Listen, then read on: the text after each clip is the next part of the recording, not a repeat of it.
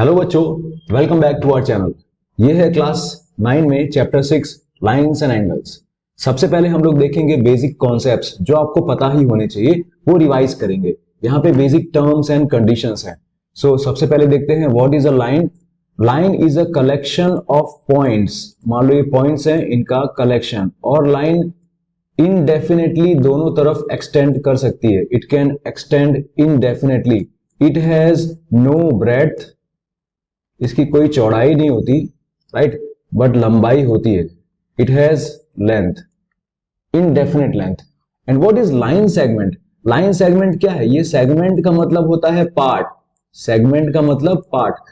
तो line segment जो होता है, it's a part of a line. Part of a line जिसके एंड पॉइंट्स होते हैं विथ एंड पॉइंट्स। ठीक है, तो मतलब यहां पे एक पॉइंट है, ये दूसरा पॉइंट है, तो सपोज ये ए और ये बी, तो ये बन गई line segment A B. Alright, और इसको सिंबल में कैसे लिखेंगे? ए बी लिखा और इस तरह से एरो कर दी ऊपर, ऐसा कर दिया। जबकि यहां पे अगर मुझे लाइन के बारे में बताना है तो मैं इस तरह से दो डबल एरो करूंगा दोनों तरफ। ठीक है, यहाँ पे पॉइंट ए है, इधर पॉइंट बी है। So this will be called line A B. और इसको लिखेंगे कैसे? इसको लिखेंगे इस तरह से, दोनों तरफ ऊपर एरो करके। एंड व्हाट इज अ रे? रे भी एक लाइन का पार्ट है, बट यहां पे एक एंड पॉइंट होता है और दूसरी तरफ ये इनडेफिनेटली एक्सटेंड हो सकती है। सो रे is a part of a line which can extend indefinitely having one and point. Suppose यहां पे जो पॉइंट है वो है ए और इधर जो पॉइंट है वो है बी। क्योंकि ये ए से स्टार्ट हुआ है, ठीक है, तो हम इसको बोलते हैं रे ए बी। और इसको सिंबल में कैसे लिखेंगे?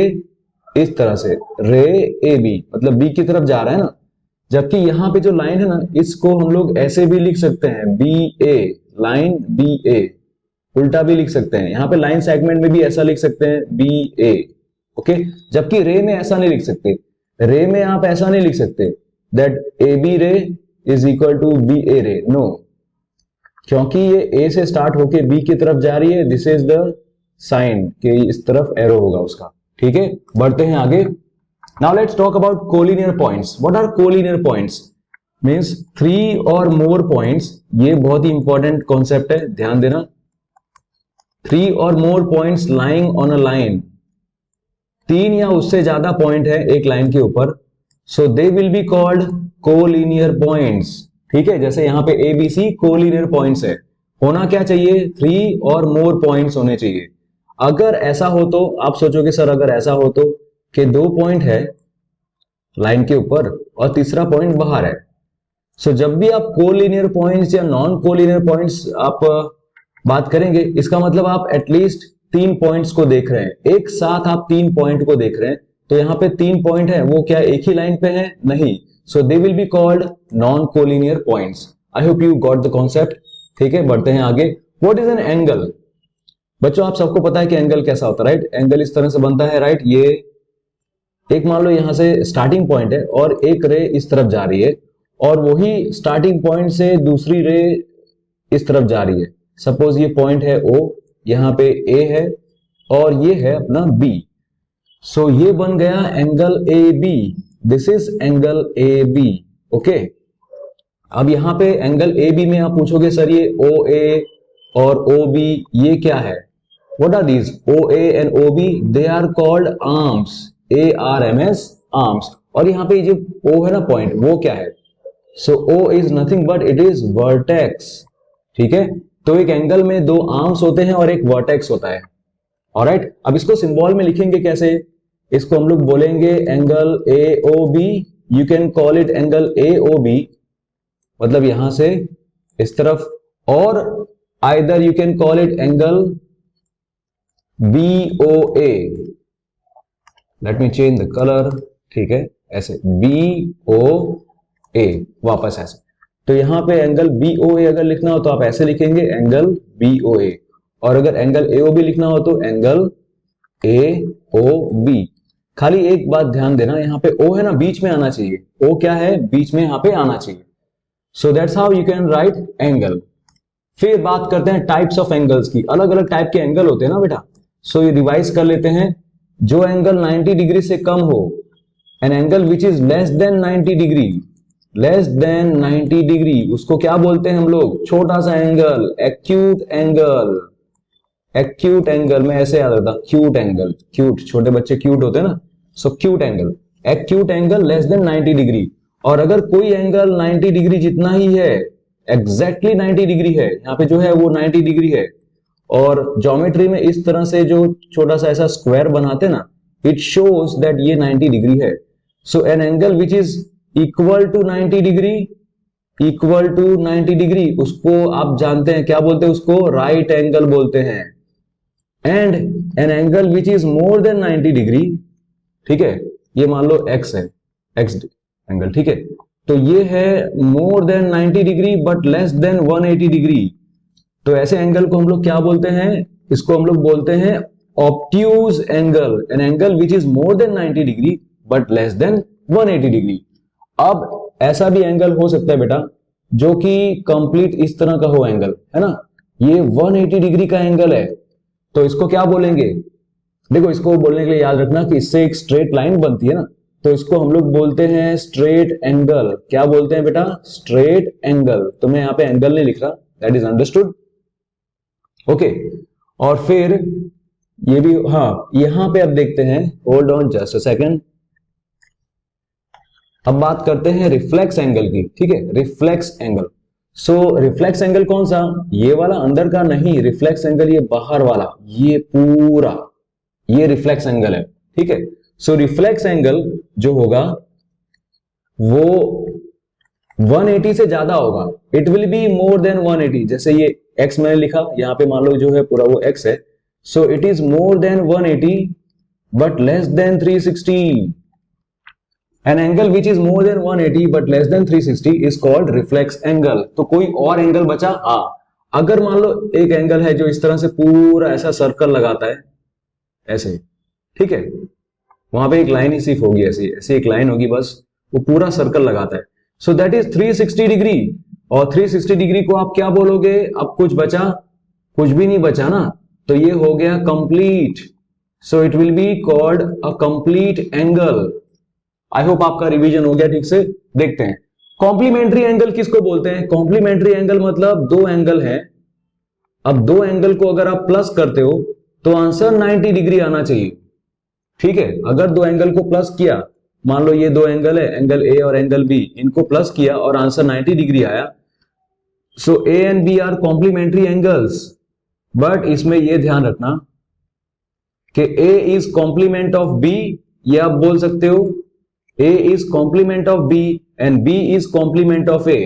इसका मतलब क्या? अगर आपको बोला है ना कि भाई A और B कॉम्प्लीमेंट्री एंगल है और A जो है वो सपोज 40 डिग्री है, तो आपको पता होना चाहिए भाई A, अगर A और B कॉम्प्लीमेंट्री एंगल है और आपको B फाइंड आउट करना है, सो A प्लस B 90 डिग्री होता है, सो A क्या है आपका 40 डिग्री, तो B आपको मिल जाएगा ना फिर, राइट, B आपको मिल जाएगा, फिर क्या होगा? B आपका B होगा 50 डिग्री, ठीक है, क्लियर है। अब बढ़ते हैं आगे, सप्लीमेंट्री एंगल किसको बोलते हैं? सप्लीमेंट्री एंगल मींस दो एंगल जिनको प्लस करने पे आंसर 180 डिग्री आता है। कितना आता है बेटा? 180 डिग्री आंसर आता है। सपोज दो एंगल है, एंगल P और एंगल Q, इनको प्लस करने पे अगर आंसर 180 डिग्री आता है, it means they are supplementary angles. और क्या बोलेंगे? P is supplement of Q and Q is supplement of P, ऐसा बोलेंगे, supplement, okay, P supplement of Q and Q is supplement of P। Suppose बोला है कि P और Q supplementary angle है और P जो है वो 60 डिग्री है, सो फाइंड आउट Q। तो आप कैसे फाइंड आउट करेंगे? Angle P plus angle Q is equal to 180 degree, because supplementary है, और एंगल P कितना है? 60 डिग्री, तो एंगल Q कितना होगा? क्या आपको वो मिल जाएगा ना एंगल Q, राइट। आप 180 माइनस 60 करेंगे तो आपको एंगल Q मिलेगा, ठीक है, angle Q will be 120 degree. I hope आपको ये कॉन्सेप्ट क्लियर हुआ। चलिए बढ़ते हैं आगे नेक्स्ट कॉन्सेप्ट की तरफ। What are called adjacent angles? क्या है एडजेसेंट एंगल्स? देखो यहां पे जो ये मैंने दो एंगल्स बनाए ना, यहाँ पे दो एंगल्स हैं, सपोज यहाँ पे A है, ये रहा O, यहाँ पे है B और ये रहा अपना C, तो यहाँ पे दो एंगल्स हैं, ठीक है। तो ये एक एंगल है जहां पे मैं लिखता हूं एंगल ए ओ बी, और दूसरा एंगल ये वाला, कलर चेंज कर दूं तो ठीक रहेगा, दूसरा वाला ये एंगल, इतना। So that is angle C O B. अब ये दो एंगल हैं, दोनों एंगल्स में कुछ कुछ बातें हैं जो आपको नोट डाउन करनी है। देखो, इन दोनों एंगल में एक कॉमन वर्टेक्स है क्या? Common vertex. Do they have a common vertex? Yes. कौन सा कॉमन वर्टेक्स है? ओ, दोनों में ओ आता है ना, तो कॉमन वर्टेक्स होना चाहिए। फिर एक कॉमन आर्म होना चाहिए, they should have a common arm. तो यहां पे कॉमन आर्म क्या है? O B. O B common arm है ना, देखो इस तरह से ए ओ बी। वैसे यहां पे आता है सी ओ बी के लिए सी ओ बी, तो ये रहा ओ बी दोनों में आया ना, तो कॉमन आर्म। और नॉन कॉमन आर्म्स कहां पे है? Non common arms, which are the non common arms? तो ओबी को छोड़ के बाकी नॉन कॉमन आर्म्स, जैसे यहां पे ए ओ और यहां पे ओ सी। सो यहां पे लिखेंगे बेटा ए ओ एंड ओ सी, ठीक है। अब एक बात नोट डाउन करो, ए ओ और ओ सी जो है वो ओबी के डिफरेंट डायरेक्शंस में है ना। ए ओ जो है वो ओबी के ऊपर की तरफ है, और ओ सी जो है वो ओबी के नीचे की तरफ है, ठीक है। So they lie on different sides, they lie on opposite sides of O B. जो कॉमन आर्म होगा ना, कॉमन आर्म के ऑपोजिट साइड्स में होने चाहिए नॉन कॉमन आर्म्स, तभी वो एडजेसेंट एंगल्स कहलाते हैं, ठीक है। तो तीन प्रॉपर्टीज, तीन चीजें सेटिस्फाई होनी चाहिए। एक तो कॉमन वर्टेक्स होना चाहिए, कॉमन आर्म होना चाहिए, और जो नॉन कॉमन आर्म है वो ऑपोजिट साइड्स में होने चाहिए। कॉमन आर्म के ऑपोजिट साइड्स में, जैसे एक ऊपर है तो दूसरा नीचे होना चाहिए, ठीक है। इसको बोलेंगे एडजेसेंट एंगल्स। अब आप मुझे बताओ इसी के अंदर, क्या एंगल ए ओ सी और एंगल बी ओ सी वो एडजेसेंट एंगल है क्या? बताइए, आप ट्राई कीजिए खुद, मैं इसको जरा रब कर देता हूं, ठीक है। आप ट्राई कीजिए और इसमें बताइएगा कि ए ओ सी और बी ओ सी क्या ये एडजेसेंट एंगल कहलाएंगे? अगर आपको कॉन्सेप्ट क्लियर होगा तो आप कमेंट सेक्शन में तुरंत ही लिख दीजिएगा कि यस मुझे पता है, ओके। देखो, ए ओ सी और बी ओ सी, एक एक करके तीनों कंडीशन देखते हैं। ए ओ सी और बी ओ सी में क्या कॉमन वर्टेक्स है इनका? हाँ, कॉमन वर्टेक्स तो है ना, ओ कॉमन वर्टेक्स है। और कॉमन आर्म क्या है? कॉमन आर्म देखो ये ओ सी, तो कॉमन आर्म भी है। अब जो नॉन कॉमन आर्म्स है वो कौन कौन से हैं? Non common arms, they are O B and O A, है ना। इसके हिसाब से देखो, ए ओ सी मतलब ये वाला एंगल ए ओ सी, और यहां पे बी ओ सी मीन्स ये वाला एंगल, राइट, बी ओ सी। यहां पे कॉमन आर्म देखो आपने, कॉमन आर्म ओ सी है, यहां पे भी एस ओ सी तो मैंने लिख दिया, यहां पे कॉमन वर्टेक्स ओ है वो भी लिख दिया। अब नॉन कॉमन आर्म कौन से बचे? ओ ए और ओ बी, ठीक है। ये दोनों के दोनों आर्म्स जो नॉन कॉमन आर्म्स हैं, वो कॉमन आर्म जो है ना ओसी, उसके एक ही तरफ है। ओसी के ऊपर ओ ए है, हाँ, ओसी के ऊपर ओ बी है, हाँ। So these are not adjacent angles. I hope आपको ये कॉन्सेप्ट क्लियर है, ठीक है। अगर ना होगा तो आप मुझे कमेंट सेक्शन में बताइएगा, मैं इसके लिए सेपरेट वीडियो बना दूंगा। चलिए देखते हैं आगे। लीनियर पेयर कौन से होते हैं? देखो, लीनियर पेयर ना एडजेसेंट एंगल्स में से ही बना है लीनियर पेयर। आप देखो यहां पे, अगर यहां पे मैंने बनाया एंगल पी ओ और यहां पे क्यू है, ठीक है, और ये है सपोज आर। अब यहां पे आप बोलोगे सर यहां पे दो एंगल्स तो बन रहे हैं ना। यस, ऑब्वियसली यहां पे दो एंगल बन रहे हैं, एक एंगल ये रहा और दूसरा एंगल ये, ठीक है, ये दोनों एंगल बन रहे हैं ना यहां पे। अब ये दोनों एंगल एडजेसेंट एंगल्स है, हाँ, राइट। कॉमन आर्म है, नॉन कॉमन आर्म दोनों ऑपोजिट अलग अलग है, कॉमन आर्म के एक कॉमन वर्टेक्स है, so they are adjacent angles. But आप देखो नॉन कॉमन आर्म जो है ओ पी और दूसरा non common arm O R, they are opposite to each other, they lie in the opposite direction, दोनों ऑपोजिट डायरेक्शन में lie करते हैं और उनका एक ही पॉइंट है, they are lying in opposite direction to form a line. जब ये नॉन कॉमन आर्म इस तरह से स्ट्रेट लाइन बनाते हैं, सो जो दो एंगल बनते हैं ना उनको बोलते हैं लीनियर पेयर। क्या बोलते हैं बेटा? Linear pair. तो यहां पे कौन से दो एंगल बने? Let's write down, angle P O Q और एंगल आर ओ क्यू, ये दोनों लीनियर पेयर कहलाएंगे। पेयर मतलब टू एंगल्स या फिर टू थिंग्स, ठीक है, दो की ही तो जोड़ी बनती है पेयर, राइट। तो इन दोनों एंगल्स को प्लस करने पे क्या होना चाहिए बताओ? यहां से लेकर ये यहां तक पूरा एंगल कितना बनेगा? तो इनको अगर प्लस करेंगे तो हमारा आंसर कितना आना चाहिए? 180 degree. If there are two angles which are linear pair, they form a linear pair, it means their sum is 180 degree.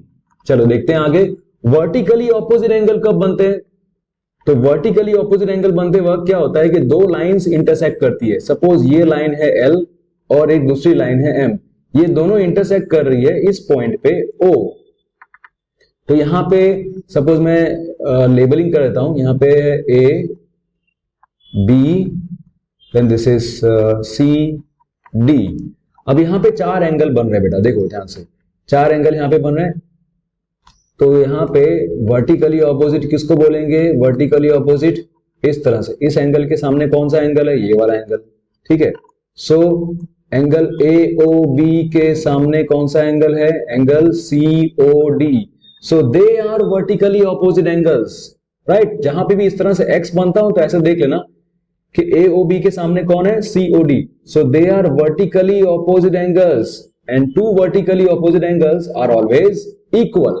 वैसे ही क्या दूसरा वर्टिकली ऑपोजिट एंगल बन रहा है? हाँ बन रहा है ना, ये रहा, देखो ये दोनों वर्टिकली ऑपोजिट एंगल है।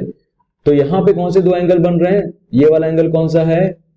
दैट इज एंगल AOD और दूसरा एंगल BOC, ठीक है।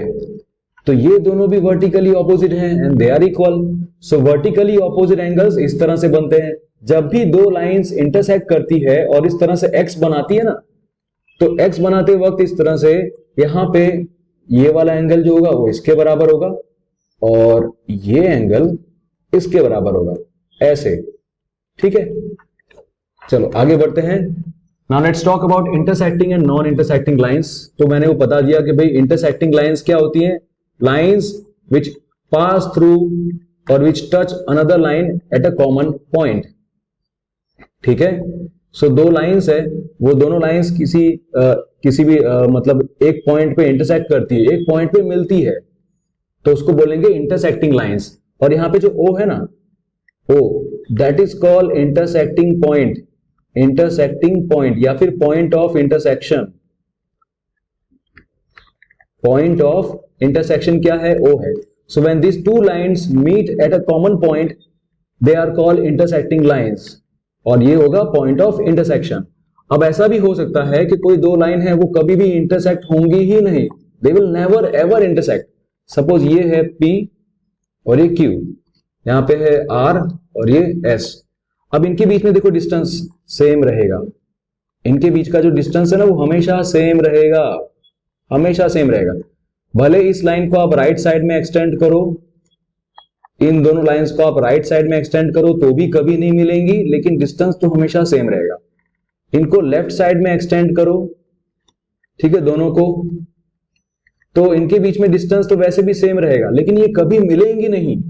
So they are called non intersecting lines, और ज्यादा सरल भाषा में प्योर वर्ड इनके लिए क्या है? They are called parallel lines. तो पैरेलल लाइंस अगर मुझे बतानी हो सिंबल के तरीके से, तो यहां पे देखो PQ लाइन है, राइट, PQ लाइन है और RS है, दोनों अगर पैरेलल मुझे बताना है तो सिंबल क्या होगा? ये वाला सिंबल होगा, ठीक है। ऑलराइट सर, इंटरसेक्टिंग लाइंस का कोई सिंबल है? नहीं, इंटरसेक्टिंग लाइंस का सिर्फ एक सिंबल है, जो कि अगर वो दोनों लाइंस इंटरसेक्ट करते वक्त 90 डिग्री अगर बीच में बनाती है ना, तो मान लो ये लाइन है, ऊपर से नीचे इस तरह से आई और ये ऐसे। यहाँ पे बीच में जो एंगल बन रहा है ना दैट इज 90 डिग्री सपोज। तो ऐसी दोनों लाइंस को बोलते हैं परपेंडिकुलर लाइंस। क्या बोलते हैं बेटा? Perpendicular lines. Perpendicular lines. Suppose यहां पे एंगल 90 डिग्री का बन रहा होता, ठीक है, वैसे लग तो रहा है, थोड़ा बहुत लग रहा है लेकिन नहीं, तो परपेंडिकुलर लाइंस उनको कहेंगे। और उनके लिए सिंबल क्या है परपेंडिकुलर लाइंस के लिए? सपोज ए बी और सी डी दोनों परपेंडिकुलर है एक दूसरे को, तो सिंबल ऐसा होगा, उल्टा टी, उल्टा टी सिंबल होगा। How do we read that? A B is perpendicular to C D, ऐसे रीड करेंगे। आई होप आपके कॉन्सेप्ट सभी रिवाइज हो रहे हैं, अच्छे से क्लियर हो रहा है। अब देखते हैं आगे एक्सियोम 6.1। व्हाट डज इट से? इफ अ रे stands on a line then the sum of two adjacent angles so formed is 180 degree। क्या कहना चाहते हैं? देखो ये जो हमने अभी डिस्कस किया ना, यहाँ पे कहाँ गया भाई? हाँ ये रहा। बस यही कहना चाहते हैं कि अगर एक रे है और वो एक लाइन पे स्टैंड करती है, ये जो रे है ना आपकी पी क्यू, ये पी आर जो लाइन है उसी के ऊपर एक रे है ओ क्यू, वो स्टैंड कर रही है। तो यहाँ पे जो दोनों एंगल बने ना, एंगल 1 और एंगल 2, ये दोनों एंगल्स को प्लस करो तो आंसर 180 डिग्री आएगा। It means if there is a line, okay, and there is a ray which stands on the line, ठीक है, इस तरह से एक रे है जो उस लाइन के ऊपर है, then the angle formed, suppose ये एंगल x है, angle y, then these two angles will give you 180 degree. Clear? बढ़ते हैं आगे। अब इसी का उल्टा भी हम लोग देखेंगे कि जो दो एडजेसेंट एंगल्स को, कोई भी दो एडजेसेंट एंगल्स को अगर प्लस करके आंसर 180 डिग्री आएगा तो वो लाइन होगा, है ना? यहां पे है एक्सियम 6.2 है। 6.2 एक्सियम क्या कहता है कि अगर दो एडजेसेंट एंगल्स हैं आपके पास में, सपोज ये एडजेसेंट एंगल है POQ और दूसरा एक एडजेसेंट एंगल है QOR, तो इन दोनों एडजेसेंट एंगल को अगर प्लस करके आंसर 180 डिग्री आता है, ठीक है, अगर एंगल POQ और एंगल ROQ इनको प्लस करके आंसर अगर 180 डिग्री आता है, इसका मतलब कि they form straight line. Non common arm मतलब ये जो OP है वो और OR, ये दोनों नॉन कॉमन आर्म्स है ना इस एंगल के, तो वो दोनों non common arms they form a straight line। चलो आगे देखते हैं। Now let's look at theorem 6.1। theorem 6.1 में हमें सिर्फ ये स्टेटमेंट याद रहेगा और स्टेटमेंट आपको आगे काम में आएगा, जो हम लोग आगे पढ़ चुके हैं। यहाँ पे इधर वर्टिकली ऑपोजिट एंगल्स के बारे में पढ़ चुके हैं ना, बस वही है।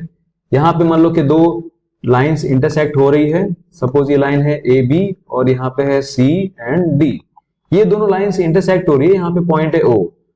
तो यहां पे जितने भी एंगल बनेंगे, 4 एंगल बनेंगे ना, तो AOD will be equal to BOC, AOD will be equal to BOC, vertically opposite angle है ना ये दोनों। उसके बाद दूसरे वर्टिकली ऑपोजिट एंगल कौन से? ये वाले दोनों, ठीक है। So they are angle AOC is equal to angle BOD। इस तरह से इस थ्योरम में बताया गया है कि दो इंटरसेक्टिंग लाइंस जब मिलती हैं, दो लाइंस जब इंटरसेक्ट होती हैं, तो यहाँ पे वर्टिकली ऑपोजिट एंगल्स बनते हैं, राइट? दो पेयर बन जाती हैं वर्टिकली ऑपोजिट एंगल्स की, एक ये और एक ये, ठीक है। ऑलराइट स्टूडेंट्स, तो अब देखेंगे एक्सरसाइज 6.1। यहाँ पे क्वेश्चन 1 है, in figure 6.13 lines AB and CD intersect at O। यहाँ पे लाइन AB है और CD है, ये O पे इंटरसेक्ट कर रही है। इफ angle AOC plus angle BOE is equal to 70 degree, मतलब एंगल AOC और एंगल BOE को प्लस करोगे तो आंसर 70 डिग्री आना चाहिए। और यहाँ पे एंगल BOD दिया हुआ है 40 डिग्री, तो ये भी दिया हुआ है 40 डिग्री। अब आप ये फिगर देख के पता कर पाओगे बच्चों कि आपको क्या एंगल AOC मिल जाएगा, आराम से मिल जाएगा, है ना। अब अगर एंगल AOC जो है वो 40 डिग्री होगा, क्योंकि they are vertically opposite angle, BOD जो है और AOC they are vertically opposite, तो ये भी 40 होगा। अगर ये 40 मिल जाएगा तो आपको ये भी मिल जाएगा ना, फिर यहाँ पे 40 रखोगे, 40 plus this angle equal to 70, so this will be 30 degree, तो BOE मिल जाएगा। और फिर एंगल COE आपको फाइंड आउट करना होगा ताकि आप reflex angle COE find out कर सको। आई होप आपको ये कॉन्सेप्ट पूरा समझ में आया। Let's do it. सबसे पहले देखते हैं, from figure it is clear that we can say angle BOD is equal to angle AOC. Okay, why? Because they are vertically opposite angles. ये हमें लिखना होगा ना, because we have to tell the reason. हमें reason तो बताना ही होता ना इसमें कि भाई आपने क्यों ये स्टेटमेंट लिखा। सो AOC कितना होगा? AOC will be 40 degree. So AOC will be 40 degree. Now अब देखो यहां पे लिखा हुआ ना कि AOC प्लस BOE करते हैं तो 70 डिग्री आता है। सो AOC plus angle BOE that gives 70 degree which is given. यहां पे लिखते हैं गिवन। ओके, अब ये जो AOC यहां पर आपको मिला 40 डिग्री वो इधर रखते हैं, इसकी value, plus angle BOE that is 70 degree. So from here it is clear that BOE is equal to 30 degree. तो हमें एक आंसर मिल गया BOE। अब हमें फाइंड आउट करना है रिफ्लेक्स एंगल COE। तो reflex angle COE find out करने का मतलब क्या कि आपको ये एंगल फाइंड आउट करना है? नहीं, आपको ये पूरा फाइंड आउट करना है ऐसा। ठीक है, तो पहले reflex angle COE find out करेंगे, पहले एंगल COE फाइंड आउट करेंगे, sorry, reflex angle COE find out करने का मतलब है 360 degree minus angle COE। So let's find out angle COE। तो यहां पे बच्चों क्लियर है ना, यहां पे तीन एंगल बन रहे हैं, एक एंगल ये, दूसरा ये और तीसरा ये वाला। These three angles form on a line, right? तो आप लिखेंगे ना that these three angles are on a line. So angle AOC plus angle COE plus angle BOE, they are equal to 180 degree. Why? Because angles on a line, angles on a line आप लिख देंगे, right? So यहां पे आपको आपके पास angle AOC तो है, right? और एंगल COA आपको फाइंड आउट करना है, COE फाइंड आउट करना है, और एंगल BOE आपको यहां पे मिल गया 30 degree, that is equal to 180. So 40 plus 30 that is 70 plus angle COE is equal to 180 degree. So clear है कि एंगल COE जो होगा वो कितना होगा? 110 डिग्री। ठीक है, बट हमें तो रिफ्लेक्स एंगल फाइंड आउट करना है ना, तो रिफ्लेक्स एंगल के लिए क्या हम लोग करेंगे यहाँ पे? 360 minus 110, so that will give you 250 degrees. So we got the answer.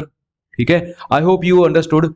आपको यहाँ पे कहीं पे भी डाउट हो तो आप कमेंट सेक्शन मुझे पूछ सकते हैं। ठीक है, हमारे टेलीग्राम चैनल पे भी ज्वाइन कर सकते हैं, उसमें अपने डाउट्स आप हमें सेंड कर सकते हैं। Let's move to the next question. बेटा आप पहले क्वेश्चन समझिए, ठीक है, अच्छे से शांति से पढ़िएगा। फिगर 6.14 के अंदर लाइंस XY और MN इंटरसेक्ट करते हैं एट पॉइंट O। तो यहाँ पे XY लाइन है और दूसरी लाइन है MN, they are intersecting at this point O if angle POY equal to 90 degree. तो यहां पे ऐसा बॉक्स बनाया ना, मतलब ये 90 डिग्री ऑब्वियसली बता दिया है। ठीक है, and A/B is equal to 2:3। A/B जो है वो क्या है? 2:3 है। आपको फाइंड आउट क्या करना है? C फाइंड आउट करना है। सो उनको फाइंड आउट करने के लिए आपको सबसे इंपॉर्टेंट पता है कौन काम में आएगा? ये POY काम में आएगा, और दूसरा ये दोनों इंफॉर्मेशन आपको काम में आएंगी। चले देखते हैं। यहाँ पे A/B जो है ना दैट इज 2:3। सो आप यहाँ पे लिख सकते हैं let the common ratio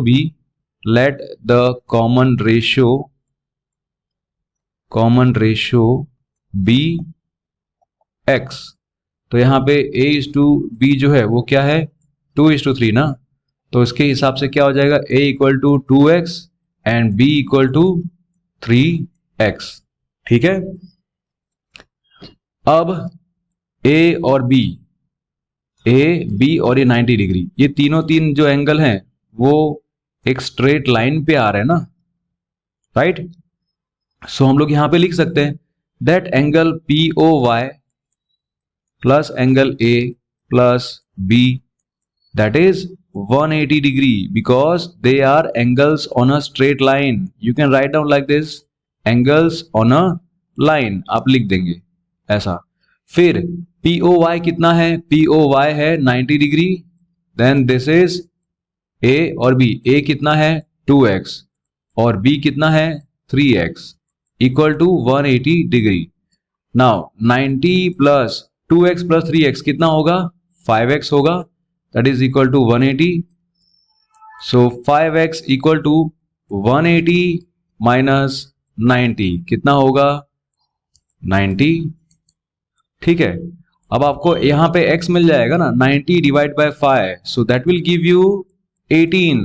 So x क्या है 18। अगर x आपको 18 मिल गया तो उसके हिसाब से आपको a और b तो मिल जाएगा ना। So a is what, a is 2x, that is 2 into 18 कितना होगा 2 into 18 36. So A is 36 degree and what is B? B is 3x. So that is 3 into 18. 3 into 18 means what? 54 degree. So आपके पास A है और B है तो उसके हिसाब से आपको C मिल जाएगा ना। आप देखो कैसे, ये जो B और C है, B और C they are on a line, they are adjacent angles, तो ये लीनियर पेयर बनाते हैं ना। तो आप यहां पे लिख सकते हैं, I think I should go on next page, right. So यहां पे angle B plus angle C जो है आप यहां पे लिखेंगे 180 degree. Why? Because they are a linear pair. तो इस तरह से रीजन लिखना होता है ना मैथ्स में, linear pair. What is B? B is 54, B is 54 degree. So angle C आपको मिल जाएगा, angle C equal to 180 minus 54, so यहां पे आएगा 126। So there you have it, हमने यहां पे एंगल C भी फाइंड आउट कर लिया। Let's move to the next question. Alright students, so next question है in figure 6.13 6.15 angle PQR is equal to angle PRQ। So angle PQR जो है ये वाला angle, right, that is equal to angle PRQ। This is given. Prove क्या करना है, angle PQS is equal to angle PRT, ये find out करना है। मतलब ये वाला angle PQS that is equal to PRT, ठीक है। ये प्रूव करने के लिए सिर्फ आपको यही ऊपर का एक ही चीज गिवन है, तो ठीक है, जो गिवन है वो मैं लिख दूं यहाँ पे। What is given? गिवन जो है that is angle PQR is equal to angle PRQ। और हमें प्रूव क्या करना है, टू प्रूव इस तरह से। अगर ये सब ना लिखो तो भी चलता है, लेकिन स्कूल में और अगर आप एग्जाम में इस तरह से एक फॉर्मेट वाइज लिखते हो तो आपको ज्यादा ठीक रहेगा। Okay, so what you have to prove, you have to prove that PQS is equal to PRT, ठीक है। अब यहां पे सॉल्यूशन में देखते हैं। सबसे पहले ये जो PQR है और PRQ, ये आप देखो कि कहां पे है, PQR ये रहा और PRQ इस तरफ। तो यहां पे आपको लीनियर पेयर बनता नजर आ रहा है क्या, इस तरफ देखो यहां पे linear pair. So can we write down with different, yes. So यहां पे देखते हैं दैट एंगल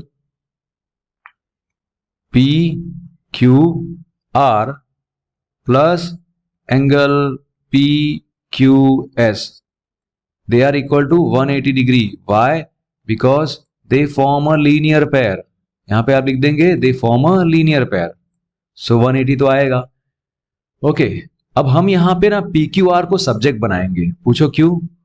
PQR को सब्जेक्ट इसलिए बनाएंगे ताकि हम लोग ये यूज कर सके आखिर जाके, आगे जाके ये यूज कर सकें, इसीलिए।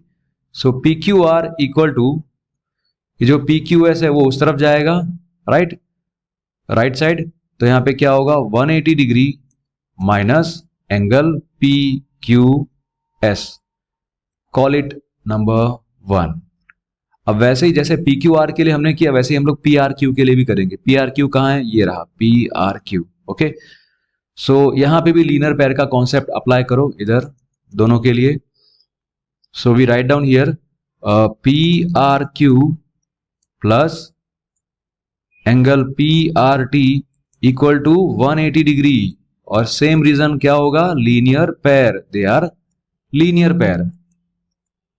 ठीक है, अब यहां पे आप पी आर क्यू को सब्जेक्ट बना दो, पी आर क्यू, ये जो पी आर टी है यहां पे प्लस हो रहा है ना, तो उस तरफ जाएगा तो माइनस होगा, राइट। तो 180 degree minus angle P R T, so this is number 2। ठीक है, अब देखो नंबर 1 और number 2, equating number 1 and number 2, देखो पी क्यू आर है और पी आर क्यू, गिवन क्या है, पी क्यू आर और P R Q they are equal, so we know that equating 1 and 2, 1 and 2 इनको इक्वेट कर रहे हैं, because P Q R is equal to P R Q. So P Q R जो है और P R Q वो दोनों तो इक्वल है, तो उसके हिसाब से what is P Q are, P Q are क्या है, ये रहा। ठीक है, सो पी क्यू आर ये रहा पूरा, है ना। तो यहां पे मैं लिख दूं 180 degree minus angle P Q S, okay. और पी आर क्यू के लिए क्या लिखा हुआ था, 180 degree minus P R T, so 180 degree minus angle P R T, okay. अब देखो यहां पे बेटा, अगर मैं 180 डिग्री को दूसरी तरफ ले आता हूं, जैसे ये वाला जो 180 डिग्री है, अगर वो राइट साइड जाएगा तो क्या होगा, तो यहां पे ऐसा होगा ना, यहां पे रह जाएगा एंगल पी क्यू एस, और ये जो 180 है, ये जो 180 है वो राइट साइड जाने पे माइनस हो जाएगा, सो ये 180 कट हो जाएगा, है ना। दोनों कट हो जाएंगे तो बचेगा क्या, यहां पे बचेगा minus P Q S equal to minus P R T, ये नेगेटिव नेगेटिव कट गया, तो आपको अपना आंसर मिल गया ना, P Q S equal to P R T, हो गया, we have proved it. Okay, I hope आपको ये समझ में आया। Let's move to the next question. यहां पे देखो फिगर 6.16 है, इसमें x plus Y is equal to Y plus Z ये दिया हुआ है, तो x प्लस वाई जो है that is Y plus Z. आप देखोगे कि सर ये तो गिवन है, दिख तो रहा है फिगर के अंदर, नहीं, मैथ्स में ऐसा नहीं होता, जो जो गिवन हो वही आपको समझना है, ठीक है, वही आपको मानना है, और जो प्रूव करने को बोला है उसको प्रूव करना ही पड़ता है। जैसे यहाँ पे देखो क्या प्रूव करना है, A O B is a line, आप कहोगे सर स्ट्रेट दिख तो रहा है यार कि ए ओ बी लाइन है, बट नहीं, ए ओ बी लाइन को अगर प्रूव करना है तो उसके लिए पता है हम लोगों ने एक पहले थियरी में जब समझा था, एक्सियम या फिर थियरम था, उसको हमने समझा था, राइट। तो वो ये रहा एक्सियम 6.2 है ना, if the sum of two adjacent angles is 180 degree then the non common arms form a line. हम लोग तब बता सकते हैं कि भाई अगर दो एडजेसेंट एंगल्स को प्लस करके आंसर 180 डिग्री आता है तो ही वो एक लाइन बनाते हैं, ओके। तो हमें क्या करना पड़ेगा पता है, ये जो ए ओ बी है ना, ए ओ बी पे कौन से दो एंगल बन रहे हैं, एक तरफ बन रहा है एक्स और वाई, मतलब एक्स और वाई को प्लस करने पे आंसर अगर 180 डिग्री आ गया ना, सुदर्शन आपका काम हो गया, ठीक है। तो इस तरह से पहले एक कॉन्सेप्ट को पूरा समझते हैं माइंड में, फिर सॉल्व करना स्टार्ट करते हैं। Let's do it. Okay, X plus Y equal to Y plus Z यहां पे दिया हुआ है, बट आप बच्चों देख सकते हो कि यहां पे X plus Y plus W plus Z equal to 360 degree ये होगा, राइट। यहां पे पूरा कंप्लीट एंगल बनता है ना, यहाँ पे पूरा ये कंप्लीट एंगल बन रहा है, तो इन चारों को प्लस करो तो 360 डिग्री हो जाएगा, राइट। यहां से पूरा ये गोल घूम के ऐसे हो जाएगा ना 360 डिग्री। अब इसमें दिया क्या है, x प्लस वाई जो है ना वो w प्लस जेड है, तो आप ये एक काम करो, आप w प्लस जो z है w प्लस जेड, इसके बदले x प्लस वाई लिख सकते हैं ना हम लोग। तो यहाँ पे मैं अगर लिखूं दैट w प्लस जेड के बदले अगर मैं ऐसा लिखता हूं x प्लस वाई तो चलेगा ना, क्योंकि w प्लस जेड क्या है, वो x प्लस वाई है, तो मैंने लिख दिया। अब इसके बाद क्या होगा, इनको प्लस करो, x और x कितना होगा 2x, y और y कितना होगा 2y, that is equal to 360 degree. Now let us take 2 common, अब यहां पे क्या बचेगा x प्लस वाई बचेगा, that is equal to 360 degree. So यहां पे x प्लस वाई रह जाएगा, ये जो 2 इस तरफ मल्टीप्लाई हो रहा है, राइट साइड जाएगा तो क्या होगा डिवाइड होगा, 360 divide by 2, what do you get 180 degree. So आपको मिल गया ना x plus Y equal to 180 degree. It means ये जो दोनों एंगल्स हैं उनको प्लस करने पे आंसर 180 अगर आ रहा है, और आप ये बता सकते हो also x and y are adjacent angles, adjacent angles, thus adjacent angles on, नहीं कुछ नहीं लिखना, आगे नहीं लिखना, thus AOB is a line, AOB is a line। हो गया, प्रूव कर दिया। तो आप लोग इस तरह से स्टेप्स लिख दीजिएगा। अगर कहीं पे भी मेरी मिस्टेक हो तो प्लीज मुझे पॉइंट आउट कीजिए, because nobody is perfect, everyone is learning, even I am learning every day. So अगर कोई मिस्टेक हो तो मुझे आप बता देना कि क्या कोई मिस्टेक थी सर, ठीक है। तो अगले वीडियोज में मुझे काम में आ जाएगी, मैं उसको रेक्टिफाई कर दूंगा। Let's move to the next question. In figure 6.17 POQ is a line. तो यहाँ पे POQ एक लाइन दी हुई है, इसका मतलब क्या पता है, अगर ये तीनों एंगल को प्लस करोगे तो आंसर 180 डिग्री आना चाहिए। रे OR इज परपेंडिकुलर, जो OR रे है वो परपेंडिकुलर है, तो यहाँ पे 90 डिग्री बन रहा है, तो ये भी इस तरफ भी लेफ्ट साइड में भी 90 डिग्री बनेगा ना। Then OS is another ray lying between rays OP and OR। तो OP और OR के बीच में एक रे है OS। आपको प्रूव क्या करना है, angle ROS is equal to half of angle ROS, मतलब ये वाला angle, okay, that is equal to half of difference between angle QOS minus angle POS। ये प्रूव करना है। ये थोड़ा सा अलग क्वेश्चन है, इसके पहले जितने भी 4 क्वेश्चन आपने सॉल्व किए वो थोड़े इजी थे, ओके। ये भी है, लेकिन ऐसा नहीं कि बहुत डिफिकल्ट सर नहीं हो पाएगा, नहीं नहीं, everything is possible, if it's not easy but it's possible. चलो देख लेते हैं इसका सॉल्यूशन। POQ जो है वो एक लाइन है और OR परपेंडिकुलर है PQ को। यार एक ही बार में फ्रेंड्स और स्टूडेंट्स बोलते हैं, आप लोग सब कुछ हो यार, ठीक है। So subscribers is like a family. So देखते हैं आगे यहाँ पे। तो OR जो है वो परपेंडिकुलर है PQ को, और OS एक अदर रे है जो OP और OR के बीच में है। हमें ये फाइंड आउट करना है कि ये प्रूव करना है, राइट, ROS जो है वो प्रूव करना है। आप देखो यहाँ पे, अगर ये 2 को अगर इस तरफ लेके जाओगे तो क्या बन जाएगा, ट्वाइस ऑफ ROS, है ना, इक्वल टू राइट साइड में जो है वो हो जाएगा। तो हमें कुछ भी करके ऐसा कुछ करना है कि जो ROS है उसी को हम लोग 2 बार सब्जेक्ट बनाएं, और दोनों बार सब्जेक्ट बनाने के बाद उसको फिर ऐड कर दें, राइट। चले देखते हैं आगे यहाँ पे। So it can be seen here, it can be is perpendicular, right. OR जो है OR is perpendicular to PQ, right. इसका मतलब क्या होगा, इसका मतलब यहाँ पे ये होगा दैट ROQ जो है वो 90 डिग्री होगा, और यहाँ पे POR वो भी 90 डिग्री होगा, ठीक है। तो इसके हिसाब से आप लिख सकते हैं ना बेटा, इसके हिसाब से आप यहाँ पे लिख सकते हैं that angle POS plus angle SOR equal to 90 degree, right. ये जो POR है वो यही है ना, POR जो है वो है angle POS plus angle ROS। इसको ROS लिखो तो ज्यादा ठीक रहेगा, ठीक है। जो SOR है ना उसको हम लोग ROS लिख सकते हैं। तो बच्चों अभी जो नेक्स्ट स्टेप होगा इसमें आप क्या लिखेंगे, ROS को आप सब्जेक्ट बनाएंगे, मतलब आप इसको सब्जेक्ट बनाएंगे और POS को इस तरफ ले जाएंगे right side. So it will B 90 minus angle POS, ठीक है। तो आपने यहाँ पे एक लिख दिया, एक बार आपने ROS को सब्जेक्ट बनाया, ठीक है। फिर दूसरी बार देखते हैं, दूसरी बार में यहाँ पे इस तरफ जो आपको चाहिए ना, यहाँ पे QOS चाहिए, उसके लिए आपको कुछ करना होगा, राइट। तो आपको पता है कि QOR मतलब ये वो 90 डिग्री है, so angle QOR that is equal to 90 degree, ये तो गिवन है, ठीक है।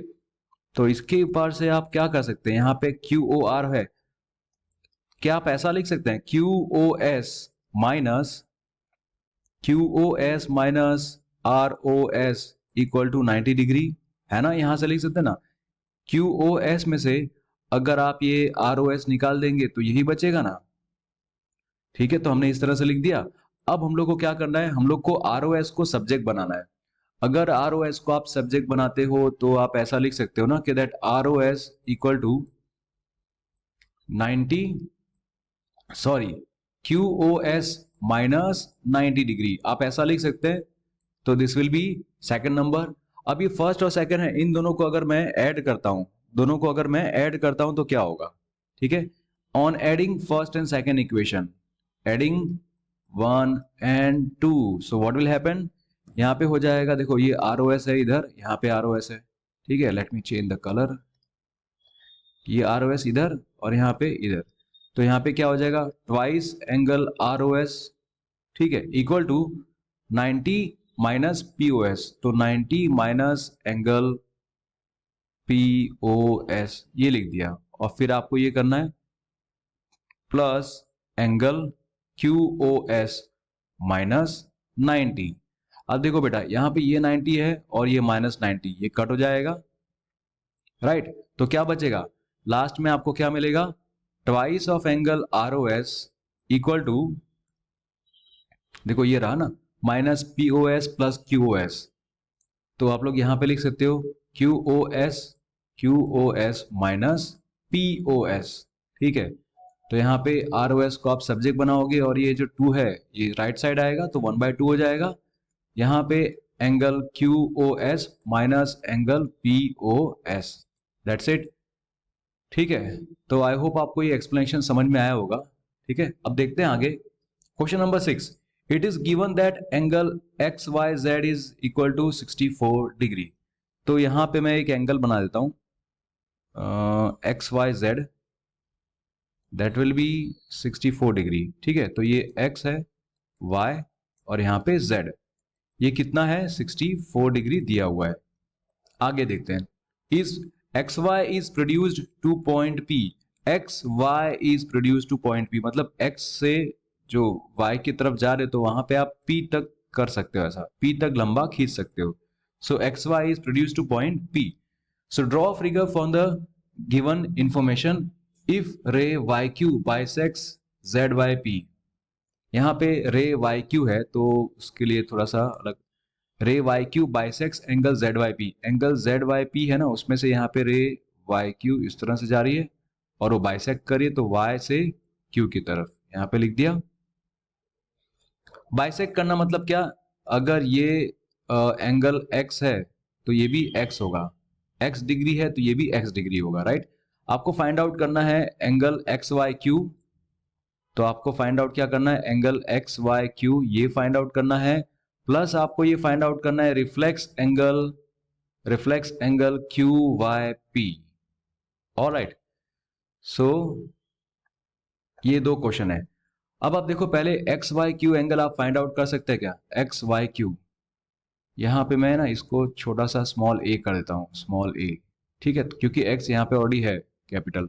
सो XYQ, आपको पता है कि XYQ जो है वो कैसे बनेगा, 64 प्लस एंगल A करोगे तब बनेगा ना, तो आपको एंगल A फाइंड आउट करना पड़ेगा। अब ये देखो कि 64 और एंगल A और ये एंगल A, ये 3 एंगल हैं और एक स्ट्रेट लाइन पे आ रहे हैं, राइट। कौन सी लाइन है, वो लाइन है XYP, ये वाली लाइन है, राइट, XYP। तो XP वाली लाइन पे ये तीनों एंगल बनते हैं, तो आप क्या बोल सकते हो यहाँ पे, आप यहाँ पे ये बना सकते हो, राइट। आप यहाँ पे लिख सकते हो that XYZ plus ZYQ plus PYQ, right. तो यहाँ पे क्या लिखेंगे, PYQ के बदले यहाँ पे लिखेंगे QYP, क्योंकि क्वेश्चन में जिस तरह से हो ना वैसे लिखना है। That is equal to 180 degree, ये कितना होगा, 180 डिग्री। और रीजन क्या लिखोगे, angles on a line, angles on a line, ये रीजन लिख दिया। अब देखो XYZ कितना है, XYZ हमारा है 64 डिग्री, फिर ZYQ कितना है A, और QYP कितना है A, तो यहाँ पे इक्वल टू 180 डिग्री, तो 64 ऐसे रहने दो, और A प्लस A कितना होगा, that will be 2A equal to 180, तो यहाँ पे 2A रह जाएगा इस तरफ लेफ्ट साइड में, और 64 राइट साइड आएगा, तो क्या होगा 180 degree minus 64, so it will B how much, 116। So 2A कितना है, 2A है 116, so what will be A, 116 का हाफ, सो दैट इज 58। सो ये भी 58 है, ये भी 58 है, राइट, दोनों 58 मिल गए। So what is X Y Q? X Y Q कितना होगा? X Y Q, X Y Q क्या है? ये 64 और ये ए, राइट, इतना है ना एक्स वाई क्यू, इतना, राइट। तो 64 plus A, what is a? 58, ठीक है। तो यहां पे आपका आंसर आ जाएगा 122। So you got X Y Q as 122। अभी क्या बाकी रह गया? अभी हमें reflex angle Q Y P find out करना होगा। So reflex angle Q Y P अगर फाइंड आउट करना है आपको, तो उसके लिए पहले आपको angle Q Y P find out करना पड़ेगा। क्यों? क्योंकि reflex angle Q Y P equal to 360 degree minus angle Q Y P. तो देखिए यहां पे अगर ये क्यू वाई पी जो है ना, ये क्यू वाई पी क्या है आपका? ए है ना। सो क्यू वाई पी ए है। What is a? 58, ठीक है। सो यहां पे आप लिख देंगे 360 degree minus 58। So what it will be? It will be 302 degree. मिल गया आपका reflex angle Q Y P. Done. So we are done with this exercise. अब बढ़ते हैं आगे। Lines parallel to the same line. मान लो ये लाइन है L और ये लाइन M और यहाँ पे लाइन है N। सो लाइन M जो L जो है वो लाइन N को पैरेलल है और M वाली जो लाइन है वो N को पैरेलल है, ठीक है। इसका मतलब ये होगा कि ये दोनों लाइन जो हैं वो भी एक दूसरे को पैरेलल होंगी, right. L is parallel to M। बस ये इस थियरी में है। अब आगे देखते हैं theorems. Theorem 6.6, lines which are parallel to the same line are parallel to each other. वही मैंने बताया, अगर एक लाइन है जो दूसरी लाइन को पैरेलल है, यहाँ पे एक लाइन है जो सेम इसी लाइन को पैरेलल है, दोनों की दोनों सेम लाइन को पैरेलल है, इसका मतलब क्या कि L और N जो है वो भी एक दूसरे को पैरेलल होंगे, ठीक है। अब बात करते हैं आगे एक्सरसाइज 6.2। 6.2 में यहाँ पे फर्स्ट क्वेश्चन है in figure 6.23, if AB is parallel to CD and CD is parallel to EF, then y is to z is equal to 3 is to 7। ये सारी इंफॉर्मेशन गिवन है, आपको फाइंड आउट क्या करना है? x फाइंड आउट करना है। अब बच्चों आपको ये ध्यान में देना है कि अगर AB is parallel to CD और CD is parallel to EF, तो इसका मतलब ये होगा ना कि जो AB है that is parallel to EF, right, जो हमने जस्ट यहाँ पे थ्योरम देखा, तो उसके हिसाब से। और यहाँ पे क्या इंफॉर्मेशन दी है? That y is to z is 3 is to 7, मतलब यहाँ पे कोई कॉमन एक रेशियो होना चाहिए। So let the common ratio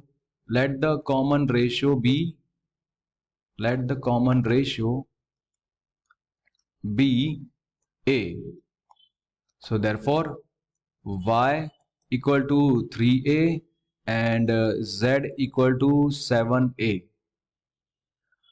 अब बेटा यहां पे देखना, यहां पे अगर ये जो x है, ये x और ये y, ठीक है, x और y है, तो यहाँ पे आपको x की तो वैल्यू दी नहीं है, तो आपको y और z लेके कुछ करना पड़ेगा, या तो फिर x और z के बारे में सोचना पड़ेगा। अब देखो यहाँ पे x एक तरफ है और z एक तरफ, यहाँ पे x है और यहाँ पे z है, ठीक है।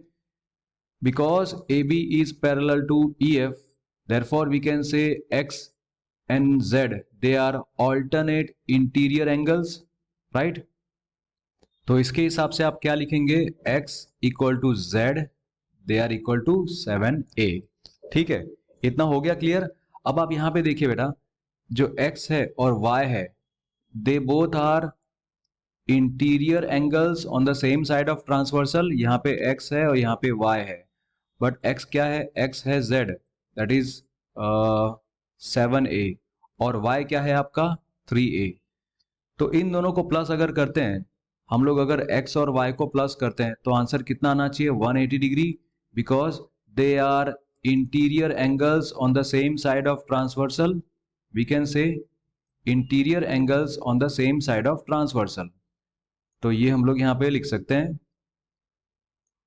Side of same side of transversal, ठीक है। तो यहाँ पे x आपका क्या हो जाएगा 7a और y क्या है 3a, that is equal to 180 degree. तो 7a प्लस 3a कितना होगा 10a, that is equal to 180 degree. अब इसके ऊपर से आप लोग फाइंड आउट कर सकते हो ना that what is a is 18, तो आपको a मिल गया ना 18, बट ये 18 डिग्री नहीं है, a है सिर्फ। तो इसके हिसाब से आपको z मिल गया और x भी मिल गया, तो y भी यहाँ पे मिल जाएगा, राइट। सो यहाँ पे मैं इसी तरफ लिख देता हूँ, ठीक है। What is your x and z 7a, तो 7a, आपका a कितना है 18, तो 7 इंटू 18, ठीक है। कितना होगा 8 7 जा 56, कैरी 5, 7 जा 7 प्लस 5, दैट इज 12। तो यहाँ पे x कितना है 126 और z कितना है वो भी 126 है, ठीक है। तो हमें मिल गया ना यहाँ पे जो फाइंड आउट करना था x, और y अगर आप चाहो तो y भी आपको मिल जाएगा। y कितना है, अगर y पूछा होता तो आप लिख लेते ना कि y कितना है 3 into A, so 3 into 18, right, that is 54 degree. चलिए बढ़ते हैं आगे नेक्स्ट क्वेश्चन की तरफ। यहाँ पे नेक्स्ट क्वेश्चन क्या है, in figure 6.24 if A B is parallel to C D and E F is perpendicular to C D, E F जो है वो सी डी को परपेंडिकुलर है, तो यहाँ पे 90 डिग्री बता दिया है, तो विच मीन्स इस तरफ भी 90 डिग्री है, okay. And angle G E D is equal to 126 degree, angle G E D जो है ये पूरा वो 126 डिग्री है। फाइंड एंगल ए जी ई, आपको एंगल ए जी ई ये फाइंड आउट करना है, और दूसरा angle G E F, angle G E F ये अंदर का एंगल फाइंड आउट करना है, प्लस एंगल एफ जी ई, एफ जी ई मतलब ये भी फाइंड आउट करना है, ओके। तो तीन हमें चीजें फाइंड आउट करनी है, एक ये और ये तीन चीजें। तो बच्चों यहां पे सबसे पहले आपको ये देखना है कि कहां पे सबसे अच्छी इंफॉर्मेशन दी हुई है। देखो ये GED इक्वल टू 126 ये आपको दिया हुआ है, तो मैं यहां पे लिखता हूं, यहां से लिखना स्टार्ट करता हूं, ठीक है। GED जो है दैट इज 126 डिग्री, और इस फिगर से आपको देख के पता चल रहा है ना कि GED क्या है। What is GED? GED is the sum of this two angle, एक ये वाला एंगल और एक ये एंगल, राइट। तो आप यहां पे लिख सकते हैं GED कितना है, GED is GEF plus FED, है ना, FED that is equal to 126 degree. और आपको पता है कि जो FED है वो 90 डिग्री है, तो यहाँ पे 90 डिग्री हो गया, that is equal to 126 degree. So here you can easily find out GEF। GEF कितना होगा, angle GEF equal to 126 degree minus 90, ठीक है। कितना होगा यहाँ पे 10 और 26 that is 36, so we got GEF as 36, ये आपने मिल गया यहाँ पे। अब अगर आपको GEF मिल गया तो उसकी हेल्प से ना आप AGE फाइंड आउट कर सकते हैं। कैसे, लेट्स सी हियर, AGE अगर आपको फाइंड आउट करना है तो देखना यहाँ पे,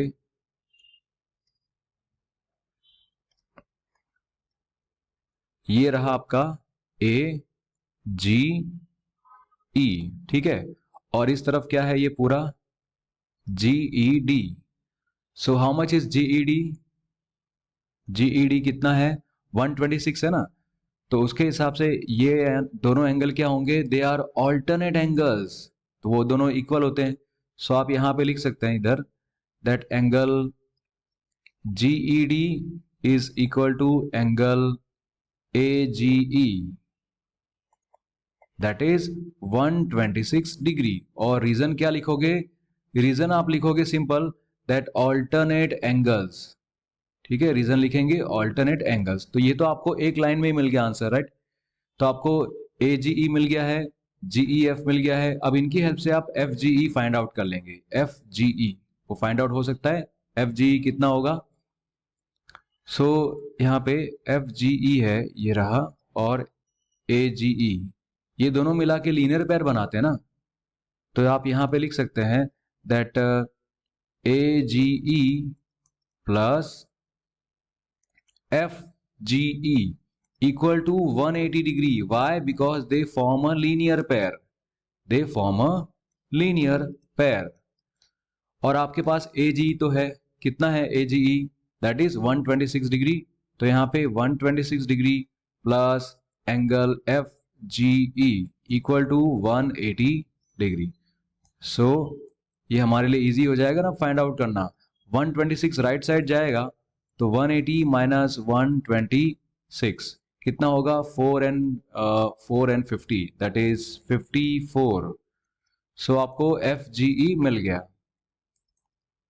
ठीक है, तो इस तरह से हमने तीनों एंगल्स फाइंड आउट कर लिए. ए जी ई सबसे पहले ना आप ये वाला कर सकते हैं, इतना ये आप कर सकते हैं. सबसे पहले ए जी ई फाइंड आउट करने के लिए ये कर सकते हैं. उसके बाद आप जीई एफ फाइंड आउट कर लीजिए और फिर ये, ठीक है, ये वाला पार्ट. ऑलराइट, तो आप अपने हिसाब से इसको सॉल्व कर सकते हैं.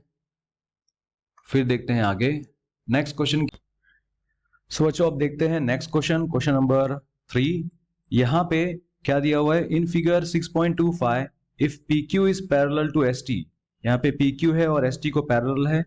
Then angle P Q R is equal to 110 degree. तो यहाँ पे दिया हुआ है 110 डिग्री. उसके बाद angle R S T equal to 130 degree. Right, R S T 130 degree. Find angle Q R S. आपको ये वाला एंगल फाइंड आउट करना है, क्यू आर एस.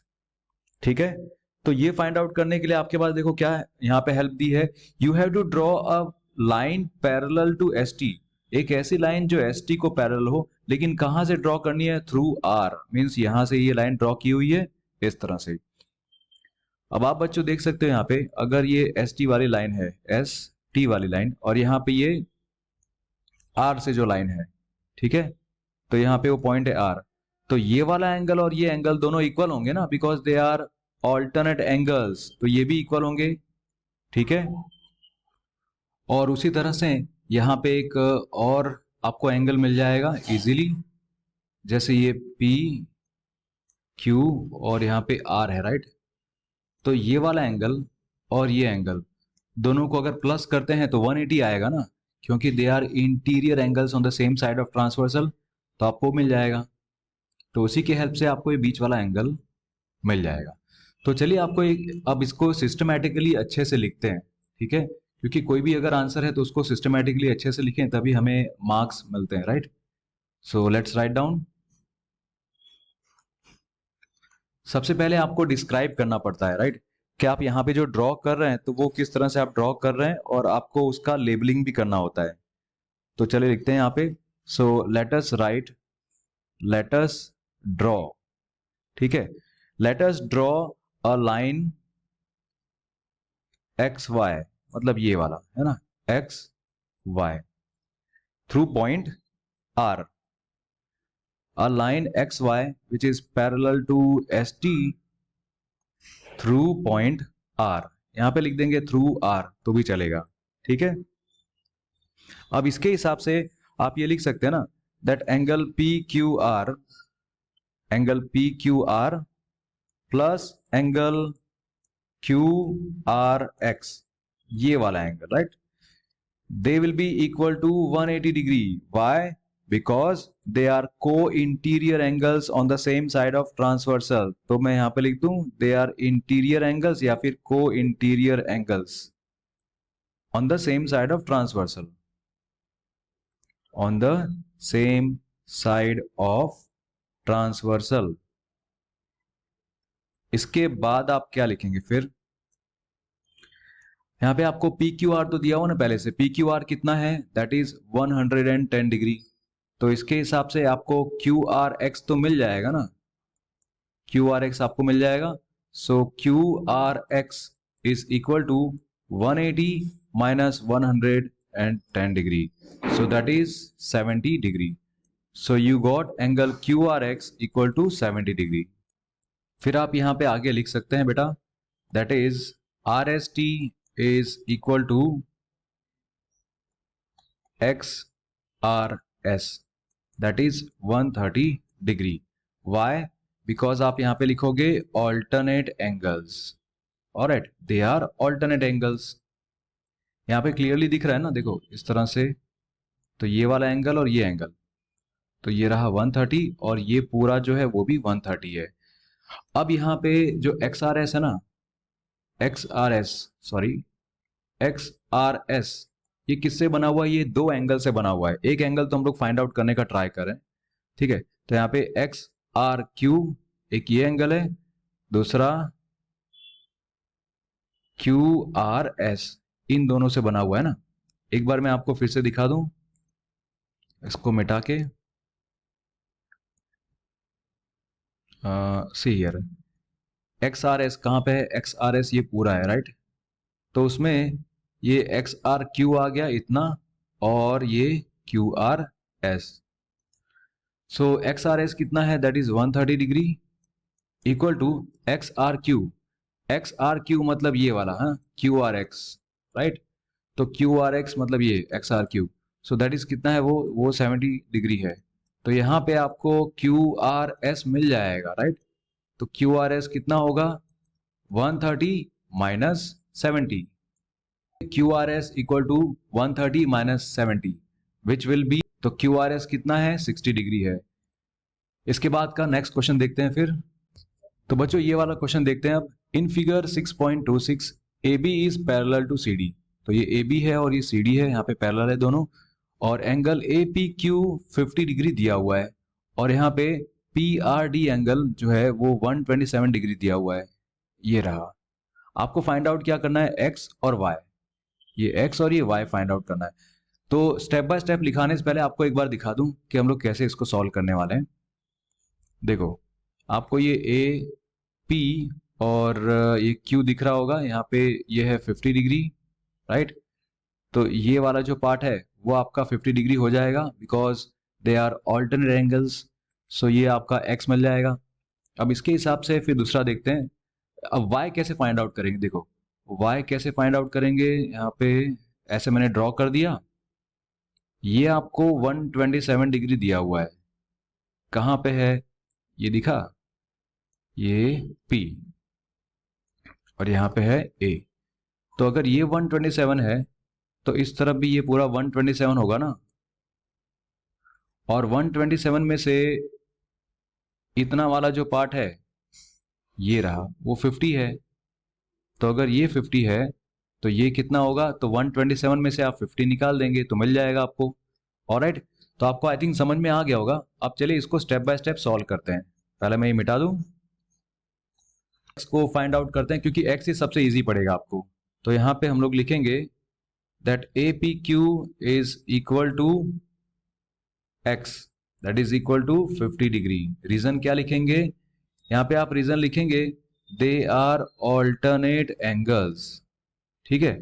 तो सबसे पहले एक ही स्टेप में आपका फर्स्ट आंसर आ गया, एक्स आपको मिल गया। अब बाकी है वाई। तो वाई कैसे मिलेगा?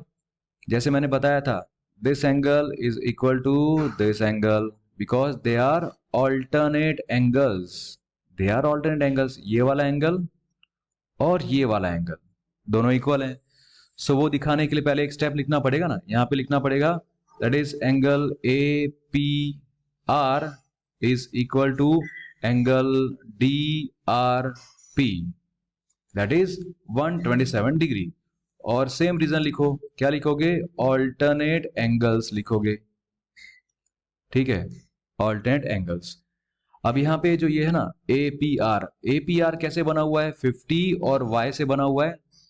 सो your A P R is equal to 50 plus y, और वो कितना है? ए पी आर 127 डिग्री है।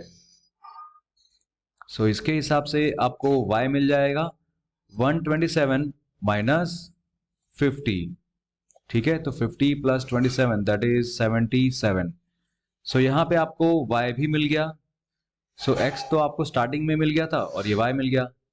आई होप आपको ये एक्सप्लेनेशन समझ में आया होगा बेटा, ठीक है। कोई भी डाउट हो तो आप मुझे कमेंट सेक्शन में जरूर पूछेगा। बढ़ते हैं आगे, इस एक्सरसाइज का लास्ट क्वेश्चन है। सो बच्चों ये बड़ा क्वेश्चन देख के घबरा मत जाना, आराम से पहले इसको पढ़ो, फिर समझते हैं, ठीक है। In figure 6.27 PQ and RS are two mirrors placed parallel to each other. इसका मतलब ये है कि PQ जो है, PQ और RS ये दोनों पैरेलल है, ठीक है। An incident ray AB strikes the mirror PQ at B। एक इंसिडेंट रे है इस तरह से और वो PQ वाले मिरर को B पे स्ट्राइक करती है, right. And the reflected ray moves along the path BC। जो रिफ्लेक्टेड रे है वो इसी पाथ से मूव करती है और स्ट्राइक करती है RS मिरर को एट पॉइंट C, और फिर वहां से फिर से रिफ्लेक्ट होके इस डायरेक्शन में चली जाती है अलोंग द डायरेक्शन CD, ठीक है। और आपको प्रूव क्या करना है कि AB है, AB is parallel to CD, ये आपको प्रूव करना है, ठीक है। अब अगर इसको आपको प्रूव करना है तो उसके लिए आपको किसी न किसी की हेल्प चाहिए। तो आपको यहाँ पे ऐसा कुछ ड्रॉ करना पड़ेगा। ये एक ड्रॉ किया परपेंडिकुलर और यहाँ पे परपेंडिकुलर ड्रॉ किया, तो ये परपेंडिकुलर ड्रॉ किया और ये, तो ये दोनों पैरेलल होंगे। तो इन दोनों पैरेलल लाइंस की हेल्प से आप ये प्रूव कर पाओगे कि AB और CD पैरेलल है। चलिए अब इसको अच्छे से देख लेते हैं कि कैसे हमें ये करना है और कौन कौन से हमें यहाँ पे स्टेप्स लिखने हैं, क्या हमें पहले से बताना होता है, ठीक है। चलो लेट्स स्टार्ट। तो पहले तो आपको ये जो ड्राइंग है, इस ड्राइंग को पहले अच्छे से कंस्ट्रक्ट करके दिखाना होगा कि भाई इसमें क्या क्या बाकी है, क्या मिसिंग है। यहाँ पे क्या मिसिंग है, यहाँ पे एक परपेंडिकुलर लाइन जो होगी ना वो मिसिंग है, क्योंकि जो लॉज ऑफ लाइट है, लाइट के जो लॉज होते हैं उसके हिसाब से इंसिडेंट रे और रिफ्लेक्टेड रे दोनों जो एंगल बनाते हैं ना, ये एंगल बनाते हैं यहाँ पे, ये नॉर्मल वाली लाइन है, ये नॉर्मल की स्ट्रेट लाइन, ठीक है। इससे ये वाला एंगल और ये एंगल दोनों इक्वल होते हैं, ठीक है। जो इंसिडेंट रे होती है और रिफ्लेक्टेड रे दोनों के बीच में जो ये नॉर्मल वाली लाइन होती है, तो ये वाला एंगल और ये एंगल दोनों इक्वल होते हैं। Angle of incidence is equal to angle of reflection, वो है लाइट का लॉ, ठीक है। तो ये वाला हमें यहाँ पे यूज करना होगा कॉन्सेप्ट, ठीक है। इसीलिए हमें पहले ये नॉर्मल रे बनानी होगी। तो यहाँ पे एक स्ट्रेट लाइन मैंने बना दी, ठीक है, और ये नाम दे दिया इसको M, दैट इज BM। और इस तरफ RS से भी एक स्ट्रेट लाइन होनी चाहिए जो C है, C से ऐसे स्ट्रेट लाइन जाएगी, राइट। इसको मैंने नाम दे दिया CN, ऑलराइट। अब यहाँ पे देखो कितने एंगल बन गए, एंगल यहाँ पे 4 एंगल बन गए ना, एंगल 1, एंगल 2, ठीक है। इस तरह से आप नाम दीजिएगा, एंगल 3 और ये वाला एंगल 4, ऑलराइट। ये 4 एंगल बन गए। अब इसको हम लोग स्टेप बाय स्टेप लिख लेते हैं, ठीक है। जो भी हमने ड्रॉ किया है वो लिख लेते हैं। Let us draw BM perpendicular to PQ। BM जो है वो PQ को परपेंडिकुलर हमें ड्रॉ करना है, और क्या ड्रॉ करना है, and CN perpendicular to RS, ठीक है। हमने ड्रॉ कर दिया CN perpendicular to RS, okay. Physics में जो नॉर्मल रे होती है ना, नॉर्मल रे वो कैसी होती है, एक सरफेस को परपेंडिकुलर होती है वो रे, ठीक है। तो ये कॉन्सेप्ट आपको पता होना चाहिए, अगर नहीं है तो आप समझ लो, यहां से ही समझ लो कि हाँ भाई ये फिजिक्स का कॉन्सेप्ट है। अब आगे देखते हैं बेटा। फिर क्योंकि हमें पता है कि भाई इधर PQ दिया हुआ है पहले से कि भाई PQ is parallel to RS, ये दिया हुआ है, तो इसके हिसाब से BM is parallel to CN। BM होगा वो भी CN को पैरेलल होगा, क्योंकि यहां से दोनों ये लाइन पैरेलल है, तो यहां से मैंने एक ये परपेंडिकुलर बनाया, ये परपेंडिकुलर बनाया, तो ये भी दोनों एक दूसरे को पैरेलल होंगे ना, वही यहां पे दिखाना है, ठीक है। इसके बाद अब यहां पे आपको ये स्ट्रक्चर देख के देखना है कि भाई BM और CN इनके बीच में कोई लाइन है ना, BC, ये जो BC लाइन है वो क्या है, वो एक ट्रांसवर्सल है, राइट। BC लाइन एक ट्रांसवर्सल है, तो यहां पे आप लिख सकते हैं here BC is a transversal, okay, BC is a transversal. तो यहां पे आपने एंगल बना दिया, एंगल 1 2 3 4 ऐसे करके बना दिया आपने। तो इसके हिसाब से आप क्या लिखेंगे, अगर BC ट्रांसवर्सल है तो ये देखो BM यहाँ पे मैं बताता हूं, BM और ये रहा आपका CN।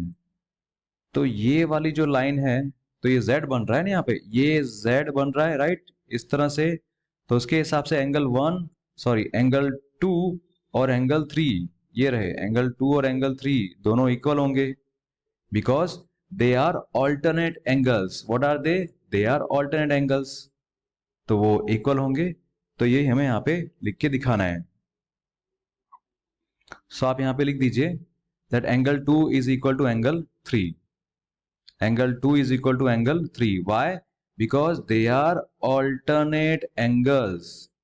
ओके, हर बार क्या है कि रीजन लिखना होता है कई बार, क्योंकि फिर स्टेप्स के मार्क्स फिर नहीं मिलेंगे। अब आगे देखते हैं नेक्स्ट लाइन पे आप लिखेंगे however angle 1 equal to angle 2, angle 1 is equal to angle 2 and angle 3 is equal to angle 4। क्यों भाई? एंगल 1 और एंगल 2 इक्वल क्यों है?